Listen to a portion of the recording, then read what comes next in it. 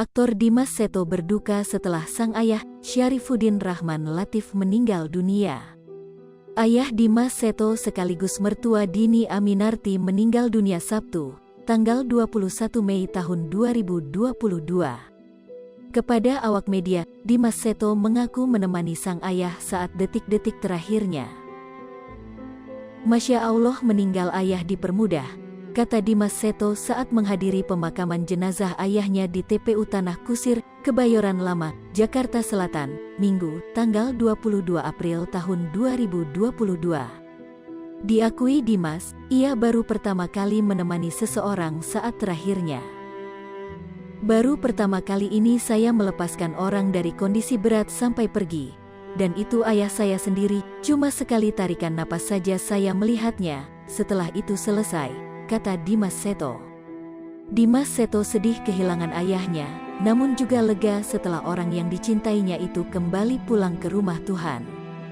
Dimas Seto dan keluarganya berkumpul di waktu terakhir mendiang ayahnya, yang meninggal di sela menjalani perawatan di ruang ICU RS Fatmawati, Cilandak, Jakarta Selatan, Sabtu, tanggal 21 Mei tahun 2022. Kami sudah ikhlas melepaskan ayah, kata Dimas Seto.